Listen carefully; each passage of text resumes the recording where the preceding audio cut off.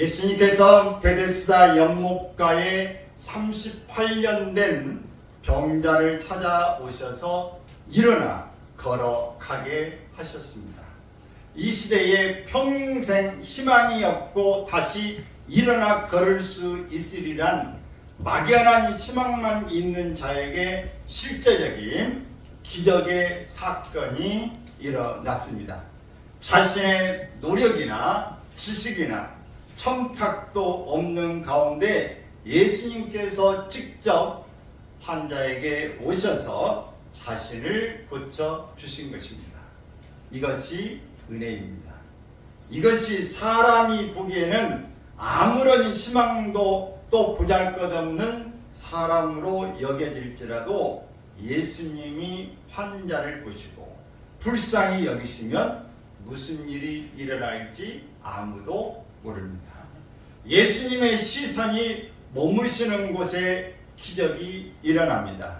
오늘 이 자리에 계신 여러분도 예수님께서 여러분의 마음을 놓고 하실 때 문을 열고 예수님과 시선이 마주치면 이때부터 어떤 일이 생겨날지 기대하셔도 됩니다.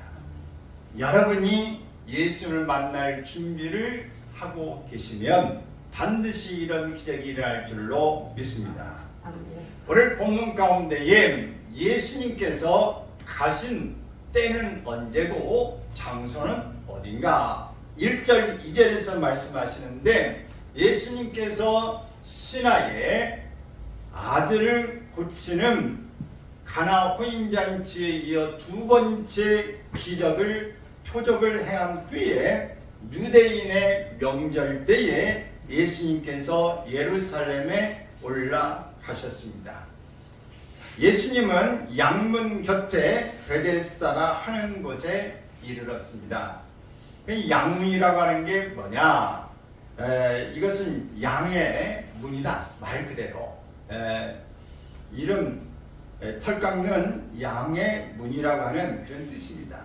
이것은 예루살렘 성벽에 있는 9개의 문이 있는데 그 중에 하나입니다.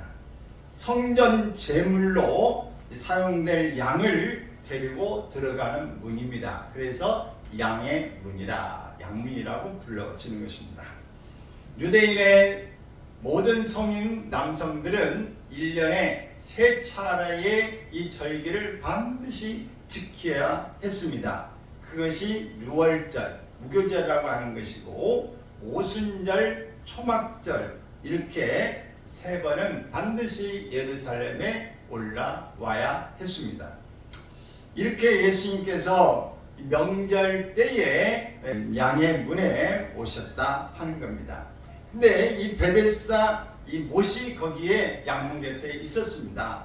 이 3절에 보면은 거기 양문 곁에 사람들이 모였는데 왜 거기 어떤 사람들이 모였는가? 거기에는 많은 병자들이 있었습니다. 근데 그 병자들 가운데 맹인이 있고 다리 저는 사람이 있고 혈기 마른 사람들이 누워 있었다. 뭐하러 누워 있었냐?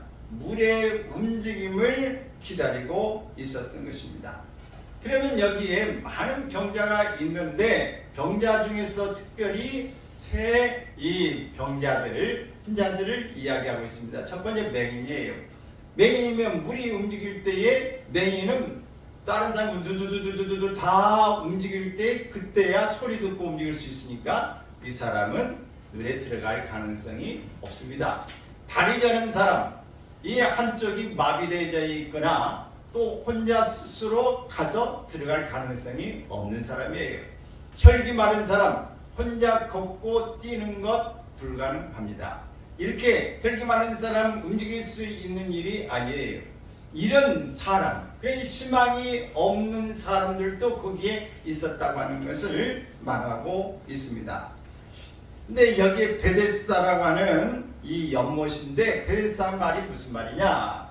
은혜의 집이라는 말이에요. 자비의 집, 긍휼의 집 이런 뜻입니다.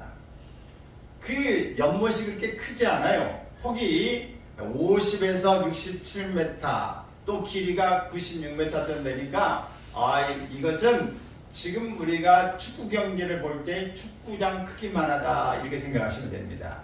이런 크기가 바로 베데스다 연못에 해당되는 것입니다. 근데 여기에는 5군데에 이렇게 행각이 있었습니다. 5군데가 바로 연못의 네 구탱이에 이렇게 행각이 있고 연못 가운데에 또 지붕에 이렇게 딱 올려서 이렇게 행각이 따로 있어서 5개가 있었다 그랬어요. 근데 모이는 이 사람들 것을 볼 때 의학적으로 보면 다 불치병입니다. 고치기가 어려운 병이에요. 요즘으로 말하면은 뭐 고치는 병도 있고 그러지만 암이나 백혈병이나 에이즈나 만성 간염이나 심장병, 당뇨병, 치질, 악성, 무좀 뭐 여러 종류의 사람들이 모여 있었습니다. 지금도 수많은 사람들이 병원에 가면 있고 병원에 아니라도 밖에 어디 가면은 여러분 다 이야기해보면 어디 아픈 데 없어요 그러면 한두 군데 다 있다고 할 겁니다. 약점 다 있는 데 있어요. 이렇게 사람들은 다 아프고 힘든 그런 모습이 안타까워서 뭔가 도움받기를 원하는 사람들이 있어요. 그래서 지금도 기적이 일어나는 곳에 사람들이 모여지게 되어지는 것입니다. 그러면 이들이 모여서 지금 바라는 것은 무엇인가? 4절에 보면은 그들은 물의 동함을 기다렸다고 그랬어요. 가장 먼저 물속에 들어가서 들어간 자가 자신의 병이 낫는다. 그런 속설, 전설 같은 이야기가 있어서 그것을 바라고 삶을 포기하지 않고 베데스다 연못가에서 물이 동하기만을 기다리고 있었던 것입니다. 여기서 물이 동한다는 것은 초자연적인 천사의 이제 활동이라든지 또 간헐천으로 이제 땅에서 갑자기 물이 확 이렇게 솟아오르는 거.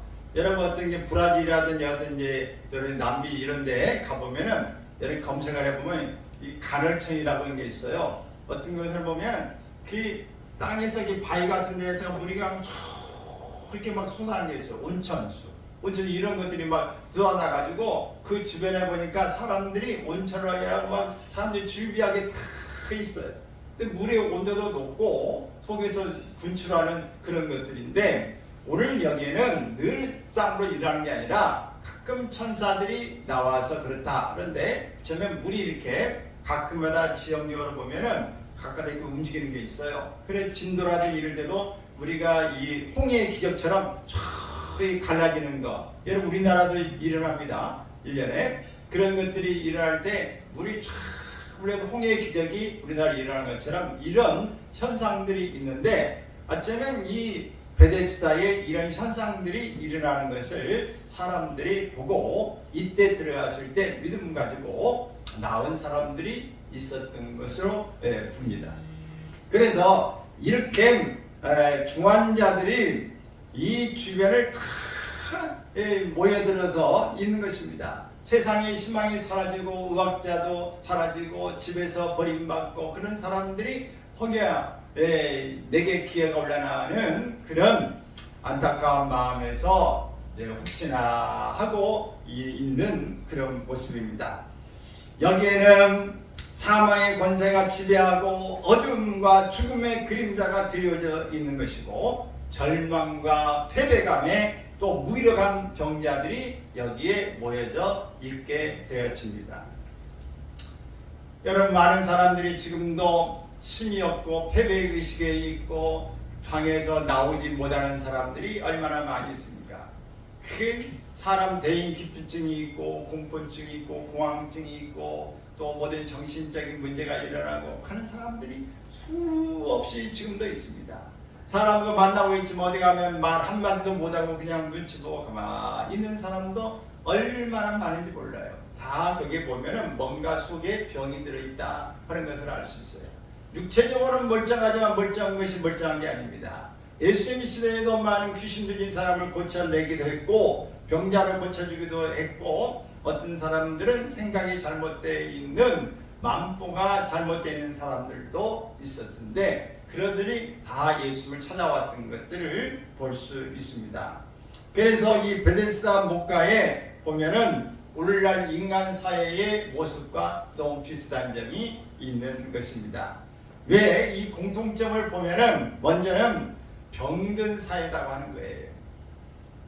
베데스다에는 각종 불치병 환자들이 모였는데 이처럼 인간 사회도 여러 가지 불치병으로 고통하고 있는 것과 똑같다. 그래서 이 사회학자로 유명한 에릭 프롬이라고 하는 사람은 현대 사회를 가리켜서 병든 사회라 이렇게 말을 했습니다. 사람들은 모두 병이 있다는 것이죠.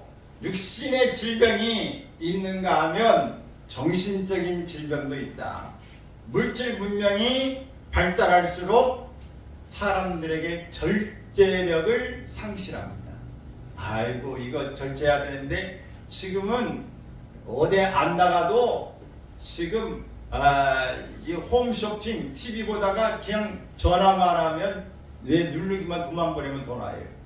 쿠팡에 그냥 연락만 하면 오고 뭐 중국의 제품이든 뭐든 다 그냥 앉아서 클릭하면 나오고 마트에서도 물건 그냥 들어가서 누르기만 하면 나와요.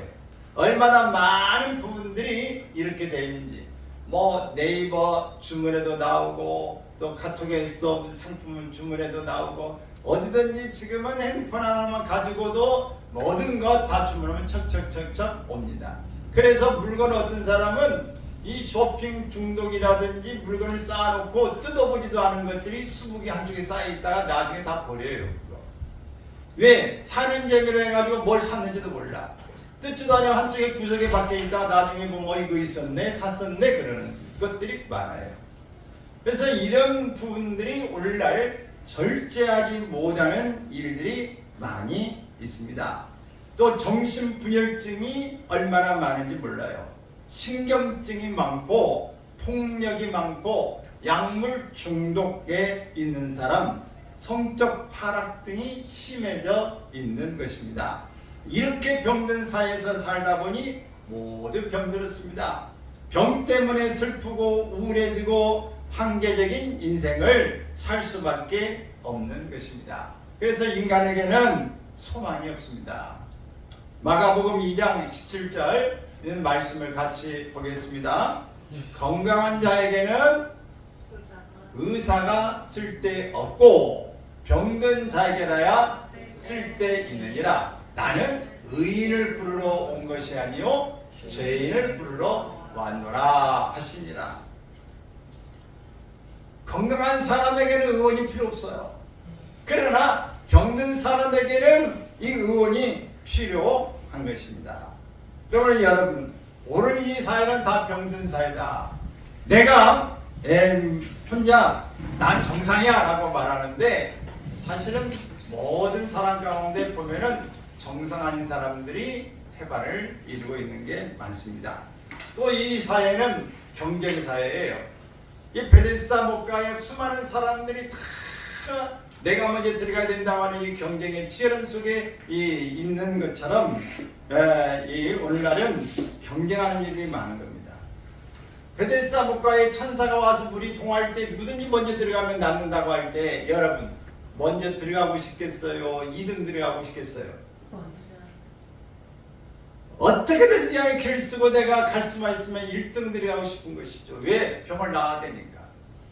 이런 고침받고 싶은 마음들이 있는 것입니다. 오늘 사람들 마음에 경쟁이 있어요.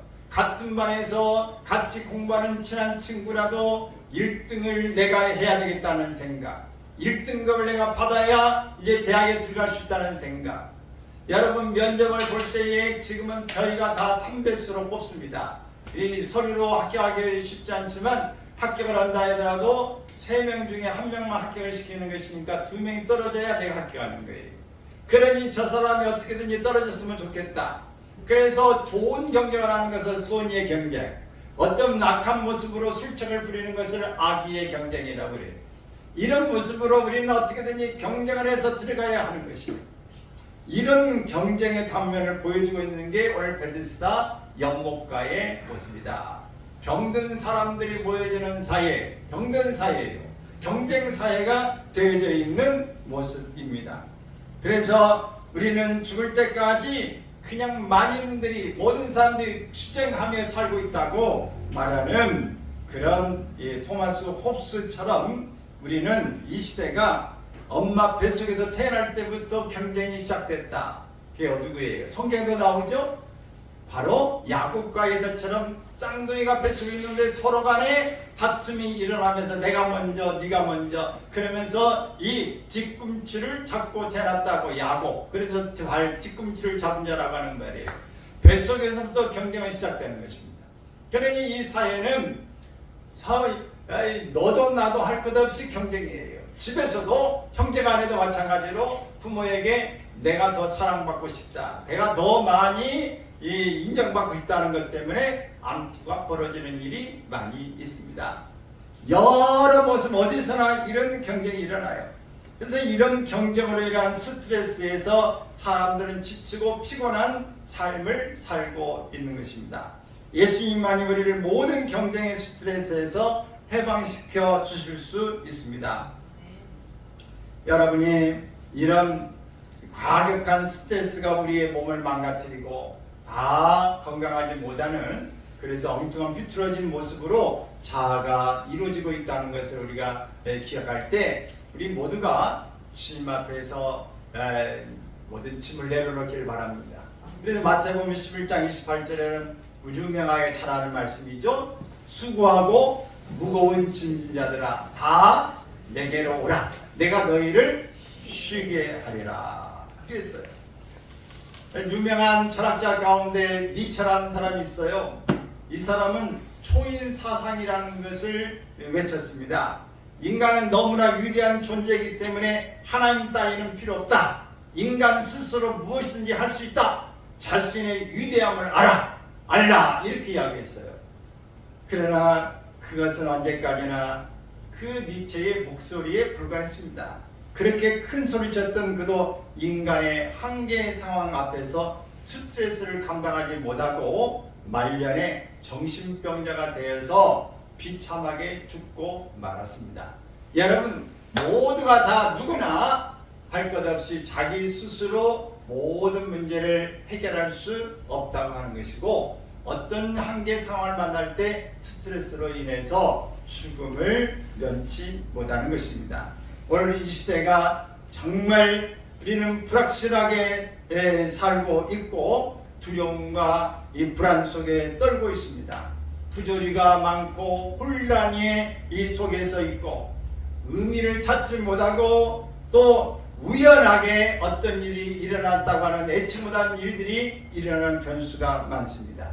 무안공항의 사건처럼 어떤 지하철의 가스 사건처럼 어떤 이 백화점이 무너지는 것처럼 숨이 산과 바다와 공중 어디서든지 어떤 일이 일어날지 아무도 모르고 사람들이 또 무슨 짓을 할지도 모르고 지진이 일어날지도 모르고 우리가 이 천재지변을 물난리로 또 겪을지도 모릅니다. 그래서 우리는 모든 것들이 알 수 없는 것들의 불안에 휩싸여져 있는 것입니다.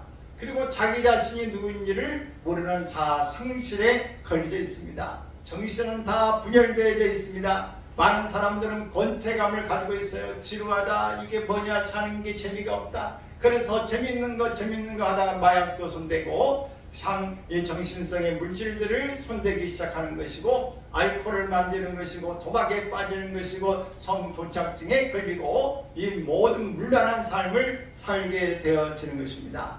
그러다가 심지어 어떤 사람들은 이 모든 사치 향락에 빠지게 되어지는 것들을 볼 수 있습니다. 이런 것들이 바로 우리가 현대에 살아가고 있는 일에 여러 가지 하나님 없는 사회의 특징이라 하는 것입니다. 여러분 연못 이 베데스다 이 가에서 있는 병자들의 모습은 그들에게 한계가 있어요.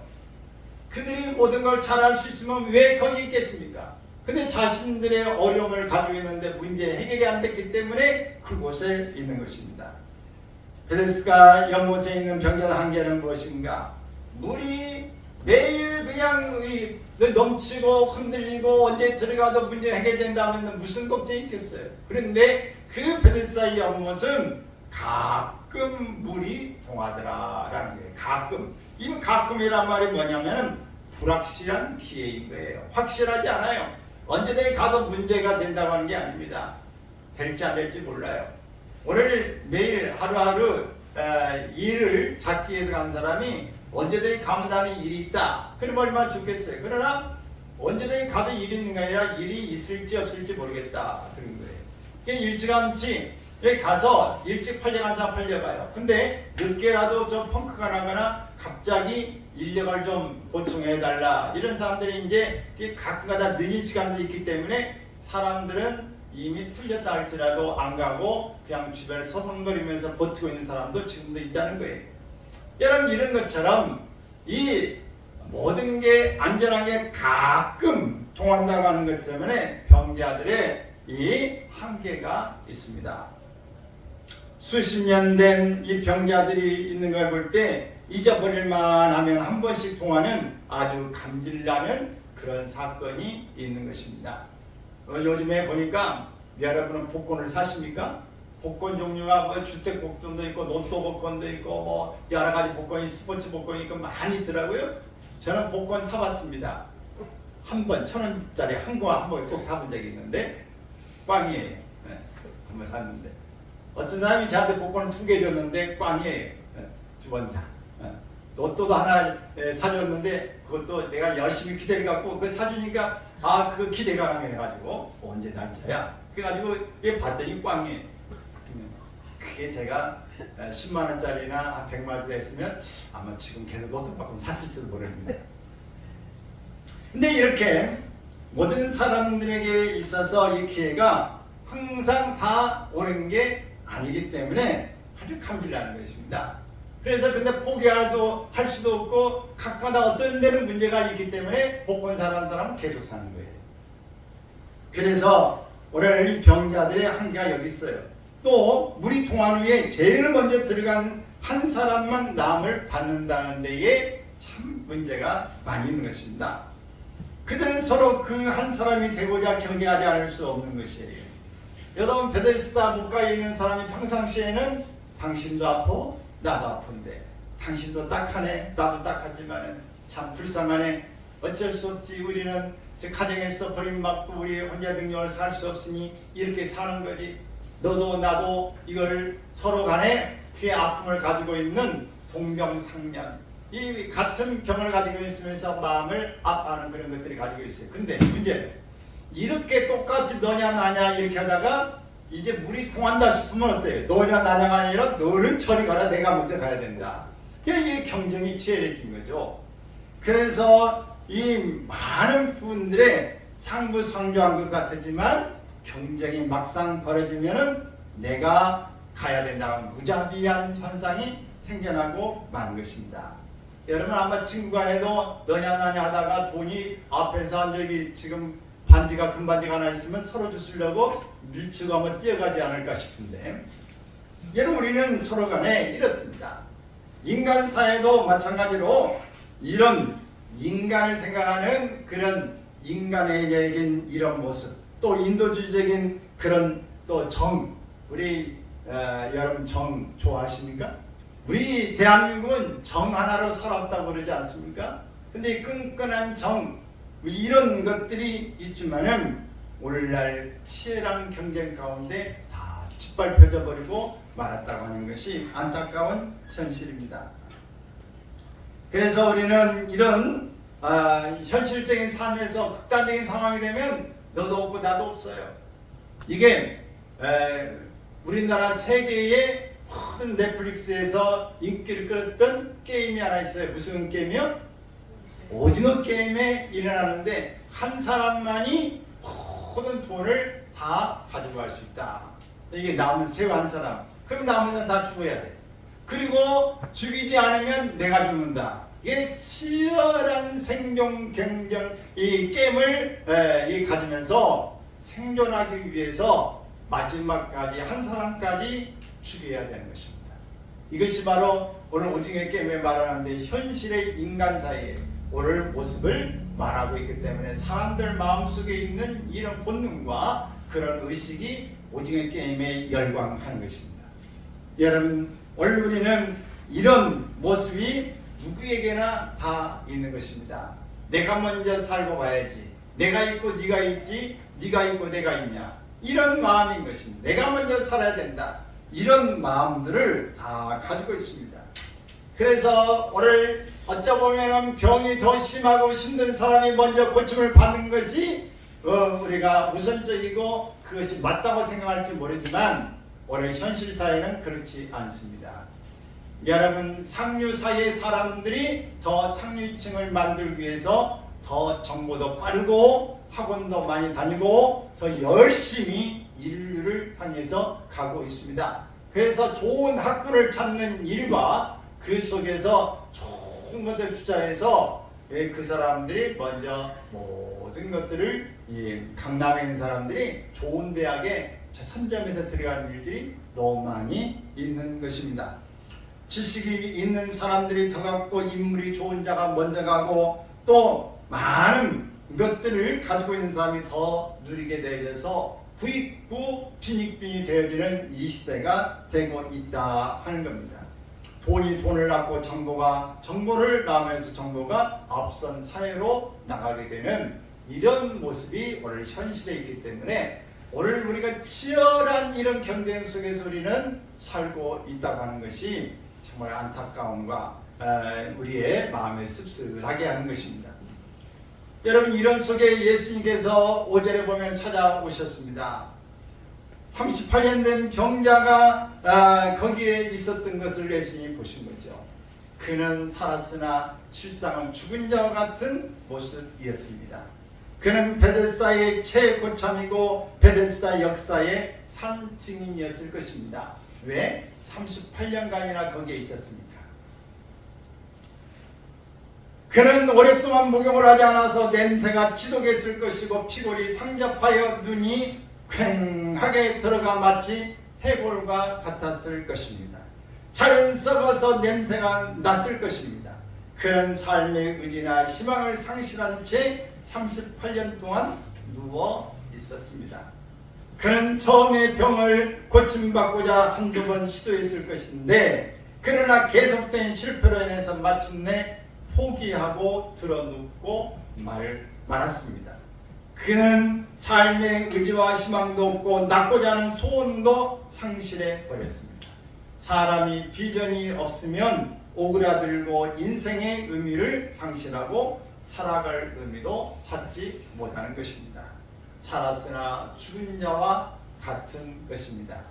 오늘 뭔가 내가 꿈이 있고 할 일이 있고 나갈 일이 있어야 우리가 살 수 있습니다. 여러분, 성경에 보면은 하나님께서 이 소원을 꿈을 주시고 그 꿈을 이루어진 사건들을 이야기하고 있는데 믿음의 조상 누굽니까? 아브라함에게 하나님께서 묵표를 보여주시고 네가 네 자손이 하늘의 별과 같이 바다의 모래와 같이 먼지 티끌같이 많아지겠다. 너는 열국의 아비가 되겠다. 아브라함에서 아브라함으로 바뀐 거예요. 열국의 아비가 되겠다. 사무엘이라고 하는 사람도 어릴 때부터 이 성전에 자라면서 법궤 언약궤 옆에서 잠을 자고 있었는데 이렇게 하나님의 말씀을 끝까지 기억하면서 이스라엘의 등불이 되어졌던 사람이 됩니다. 우리가 말씀을 부여잡고 소원을 잊지 않을 때에 이 시대를 밝힐 위대한 역사를 창조하는 그런 주역이 될 줄로 믿습니다. 아멘. 마음이 즐겁지 않으면 만사가 모든 게 귀찮아. 몸이 건강하지 않으면 만사가 귀찮아. 그래서 여러분 건강하시길 바라고 마음이 즐거워지길 바랍니다. 마음을 잘 다스리길 바랍니다.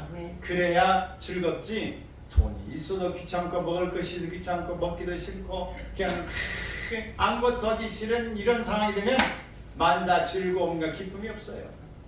여러분, 우리가 즐거워 기쁘기를 바랍니다. 오늘 여러분 속에 꿈이 있어지기를 바랍니다. 영절에 이렇게 만나면 이런 일을 해야지. 여러분 계획도 하시고 이 만나면 내가 즐거운 이런 유머도 좀 해야 되겠다. 유머도 좀 만드시고 여러분들이 종이밥 찾아보시고 또 놀이를 무슨 게임을 어떤 거 해야 되겠다.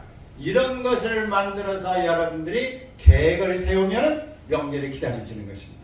세뱃돈을 만들어가지고 누구 오면 줘야지. 내가 어떻게 해야지.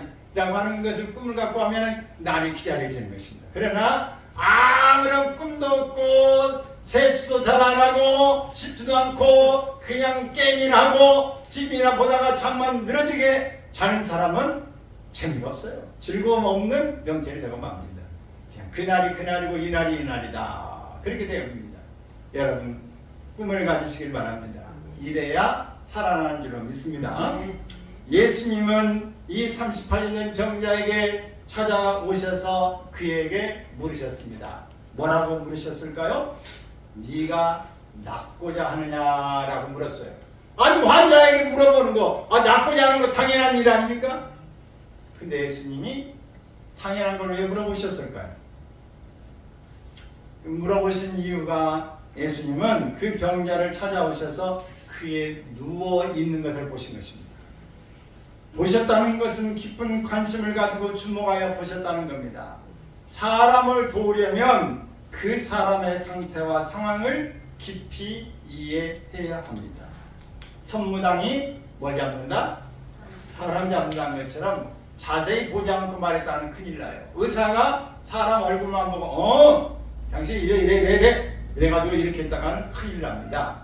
얼굴이가 정확하게 도우려면 상태가 어떤지를 주목하여 살펴봐야 되고 이해해야 됩니다.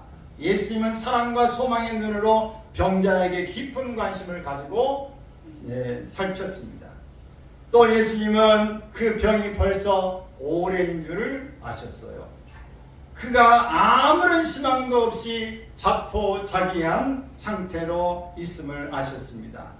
아셨다는 것은 옳게 판단했다는 것뿐만 아니라 병으로 인해서 아픔과 고통을 깊이 이해하시고 예수님이 그 아픔을 몸소 느꼈다고 하는 것입니다. 예수님은 그를 도와주고자 하셨습니다. 그래서 깊은 사랑과 동정심을 가지고 그에게 물었습니다. 네가 낫고자 하느냐? 여러분 우리가 병원에 가서 이런 말 할 수 있지 않습니까? 정말 아파가지고 힘들어요. 네. 아이 얼마나 아파. 낫고 싶지. 그러면 낫고 싶어. 여러분 그런 상황에서 물어보면 공감합니다. 먼저 이렇게 보고 무슨 병인가 이게 쭉 하면 살펴보고 그러다가 힘들고 정말 낙심되겠구나 이런 상황에 있을 때 얼마나 힘들어요. 빨리 나았으면 좋겠다. 그렇지. 그러면 나았으면 좋겠어. 이렇게 이야기하는 것과 똑같은 것입니다. 예수님께서 그에게 이렇게 말씀하신 이유는 그가 나음 받아야 할 고질병자라는 사실을 알았기 때문에 여러분 고질병자는 정말 고치기가 어려운 환자인 것을 이야기하는데 너희가 고침받고 싶으냐? 이야기는 지금 보통으로 해서 나을 수 있는 병이 아닌데 그럼에도 불구하고 네가 낫고 싶으냐? 라는 사실을 물어보는 것입니다. 가장 치료하기 힘든 환자는 자신이 병들었는데도 그 사실을 인식하지 못하고 또 인정하지 않으려고 하는 사람입니다. 정신병자를 치료하기 힘든 것은 자신이 환자라고 하는 사실을 인정하려 하지 않기 때문입니다. 이처럼 영적으로 가장 큰 문제는 자신이 바로 죄로 인해 깊은 영혼의 병을 앓고 있다는 사실을 깨닫지 못하는 것입니다. 사랑하는 여러분, 오늘 여기 우리도 마찬가지입니다. 내가 지금 죄인인데 하나님 앞에 어리석은 자의 모습으로 살고 있음에도 불구하고 나는 이만하면 잘 산 거야. 교회 안 다니는 사람도 있고 나보다 훨씬 심란하게 사는 사람 많은데 내가 무슨 죄가 있어? 이 정도면 잘 사는 거야 라고 하는 것, 이런 의식하지 못하는 것이 문제인 것입니다. 이렇게 인정하지 못하고 이런 사실을 깨닫지 못할 때 하나님 앞에 회개기도 하지도 않고 나는 이대로 사는 거 그래 잘 사는 거야 라고 생각하고 마는 것입니다. 예수님이 정말 내가 낫고자 하느냐고 물어보는 말씀 속에서는 진정 낫고 싶은 소원이 있느냐를 묻는 것입니다. 우리가 자신의 죄를 깨달았으면 그 영혼의 질병을 치료하고자 하는 간절한 영적 소원이 있어야 합니다. 내 죄를 사함받고 싶습니다. 영적 소원은 참으로 중요합니다. 세상에서 가장 무서운 병은 우리가 동화성이라고 하는 병이다. 이게 뭐냐? 우리가 처음 죄를 지을 때는 어마무시한 것처럼 느껴지고 심한 죄의식을 느껴서 막 괴롭고 힘들고 잠도 안 하고 내가 왜 그런 실수를 했지, 왜 그런 짓을 했지라고 하고 있는데 그 일이 반복하다 보면 이미 심령이 병들어가지고 양심이 화인받은 것처럼 그냥 죄져도 죄인가? 뭐야? 그게 그냥 나중에는 뭐 그 심각성이 하나도 없어요. 자연적으로 그 일을 하게 되는 이것이 바로 동화성인데 정말 어처구니 없어요. 그래서 죄에 대한 면역성이 생겨가지고 불감 환자가 되는 거예요. 불감증 환자. 여러 가지 어떤 감정을 느끼지 못하는 그런 환자가 될 때 우리는 심각한 모습으로 살게 되어집니다. 그러므로 오늘 우리가 네가 낫고자 하느냐, 네 마음에 간절한 소원이 있느냐고 물어보는 것입니다. 여러분을 묻습니다. 여러분은 은혜 받고 싶으십니까? 하나님 은혜로 살고 싶으십니까?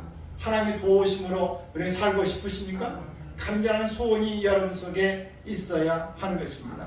오늘 주님께서 물어보신 것은 그것입니다. 낫고자 하는 소원만 있으면 나을 수 있다는 믿음과 가능성이 있습니다. 우리는 새로운 희망을 여러분 포기하지 않기를 바랍니다. 희망을 끊지 않아야 합니다. 예수님은 꺼져가는 심령 같은 이 사람에게도 희망을 불어넣어 주었습니다. 예수님 안에는 누구나 소망이 있는 것입니다. 그러므로 사랑하는 여러분, 우리가 끝까지 희망의 끈을 붙잡고 가기를 바랍니다. 그런데 7절에 보면 예수님의 질문에 이 환자는 불평했어요. 내가 낫고자 하는데 물에 들어가기를 원하는데 누가 나를 물에 넣어주는 사람이 없습니다. 여러분, 이렇게 불만하고 불평하고 감사를 모르는 사는 것이 이것이 바로 죄입니다. 우리는 모두가 이런 누가 뭘 해주지 않았다고 하는 이런 것 때문에 우리는 불평하고 원망합니다. 그러나 여러분, 다른 사람을 의존하는 의존병에서 벗어나기를 바랍니다. 여러분, 다른 사람은 나를 도와줄 수는 있지만 내가 의지할 대상은 아니다. 따라서 합시다. 사람은 도와주는 대상이지 의지할 대상이 아니다. 의존할 대상이 아니다. 여러분, 사람 의존하고 사람 의지하고 거기에 맞대서 살면 실망하고 끝나요. 여러분, 가장 가까운 부모가 이 환자 곁에 있어서 도와주고 그러지만 그 부모가 언제까지 도와줄 수 없어요. 그 장애를 가지고 있는 부모 한계를 가지고 고민이 뭐냐면 내가 너보다 하루 더 늦게 죽고 싶다. 그게 소원이다. 네가 나보다 하루 먼저 가는 게 내 소원이다. 왜? 내가 하고 나면 너를 누가 돌봐줄 거냐. 부모도 끝까지 돌봐주지 못한다고 하는 말입니다. 여러분, 누구든지 의존해도 그 사람은 끝나는 것이에요. 친구가, 남편이, 아내가, 자식이 여러분 끝까지 의존의 대상입니까? 될 수 없습니다. 다 떠납니다. 여러분, 오직 우리의 의존하고 믿고 바라야 될 대상은 누굽니까? 바로 예수님인 줄로 믿습니다. 하나님 우리의 아버지만 의지하시기를 바랍니다. 그래서 우리가 스스로 자립해야 되는데, 자립한다는 말은 하나님만을 의지하는 것을 우리가 자립이라고 부릅니다. 그래서 하나님 믿고 끝까지 일어설 수 있기를 주님의 이름으로 축원합니다. 여러분, 끝까지 패배의식에서 나는 안 된다, 나는 번번 해봤지만 실패야, 이렇게 예전에 해봤는데 안 돼 라고 하는 이런 패배주의에 여러분 물들어 살지 않기를 바라고, 반드시 지금이라도 할 수 있다, 이렇게 예수님이 나에게 물어보시는 앞에서 낫고자 하느냐? 예! 낫고 싶습니다. 여러분, 이렇게 자신있게 말하고 희망을 잃지 않기를 바랍니다. 예수님은 그에게 뭐라고 말씀하십니까? 일어나라, 내 자리를 들어라, 그리고 걸어가라 라고 말했습니다. 따라서 합시다. 일어나라, 내 자리를 들어라, 그리고 걸어가라. 다시 한번, 일어나라, 내 자리를 들어라, 그리고 걸어가라. 여러분, 예수님은 우리에게 이렇게 말씀하시는 것입니다. 우리가 주님의 말씀을 들었으면, 일어나라고 말씀하시면 일어나야 합니다. 오래된 38년 여러분의 나이만큼의 살아왔던 생애만큼 고질병에 걸려서 그 문제에 허덕이고 살고 있다 할지라도, 거듭한 패배자의 자리를 할지라도 절망의 자리에서 일어나야 합니다. 여러분이 포기해버리고 전해버린 그 자리에서 일어나라고 할 때 일어나야 합니다. 그 자리에서 벌떡 일어나야 합니다. 누가 일어나라고 합니까? 예수님이 일어날 때 일어나야 하는 것입니다. 또 내 자리를 들어라 말했어요. 38년 된 병자가 들여야 할 자리는 자신의 인생입니다. 지금까지 다른 사람이 도와주면 기뻐하고 하루라도 무관심해하는 날이면 불평과 원망을 쏟아놓았습니다. 그러나 우리가 깊이 생각해 보면 나의 인생을 대신하여 사줄 사람이 아무도 없다는 사실을 알고 우리가 스스로 인생을 들고 일어나야 될 줄로 믿습니다. 그래서 우리는 스스로 일어나야 합니다. 아멘. 우리의 것을 인생을 들고 일어나야 합니다. 우리가 지금까지 다 놓았던 것, 지금까지 내가 머물렀던 것에서 벌떡 그거를 들고 일어날 수 있기를 바랍니다. 그리고 예수님 뭐라고 그랬어요? 새로운 세계를 향해 걸어가라 라고 말씀했습니다. 여러분 원망하면서도 그것을 떠날 수 없었어요. 왜? 혹시나 하고 그곳에서 물이 동할 때 들어갈 수 있으려나 가능성이 없지만 그 자리를 떠날 수 없었습니다. 베데스다는 이제 그의 인생의 전부와 같이 느껴졌습니다. 나는 이걸 떠날 수 없이 난 어차피 여기 있는 거야 라고 하는 그런 모습인데, 여러분 예수님이 일어나라, 네 것을 다 들어라, 그리고 떠나라, 걸어가라 라고 말하는 것입니다. 여러분 우리가 지금까지 그냥 안 된다고 하는 여든 고질병 같은 여러분의 나이만큼 있었던 모든 것들을 싹 들고 새로운 방향으로 비전을 길로 나갈 수 있기를 바랍니다. 예수님이 우리에게 들어오실 때 우리는 언제든지 바뀔 수 있습니다. 예수님의 음성을 듣고 이 30만의 병자는 어떻게 했어요? 벌떡 일어났습니다. 자리를 들었습니다. 그리고 걸어갔습니다. 여러분 우리도 똑같이 예수님의 말씀처럼 우리의 불평의 돛다리, 패배의 운명의 돛다리, 무기력의 돛다리를 다 걷어 들고 일어나서 새롭게 길을 떠날 수 있기를 바랍니다. 예수님은 베데스다 목가에 찾아오셨어요. 무엇으로 찾아오셨어요? 사랑으로 찾아오셨습니다. 생명의 주인으로 찾아오셨습니다. 우리의 근본적인 문제의 치유자로 찾아오셨습니다. 그러므로 여러분 예수님에게는 어떤 제한이 없습니다. 한계가 없습니다. 1등에게도 오시지만 꼴등에게도 오시고, 병자에게도 오시지만 건강한 사람에게도 오시고, 여러분 잘나고 현명한 사람에게도 찾아오시지만 품이 찌고 아무도 보지 않는 사람 중에도 찾아오시는 분임을 믿으시고 실망 낙담 포기하지 않기를 주님으로 축원합니다. 여러분 묻습니다. 예수님이 얼굴에게 묻습니다. 네가 낫고자 하느냐? 여러분 따라서 하세요. 예수님, 제가 낫고자 합니다. 예수님, 고침받고자 합니다. 예수님, 저에게 찾아와 주세요. 주님의 시선을 저에게 비춰주세요. 간절히 사모하시기를 바랍니다.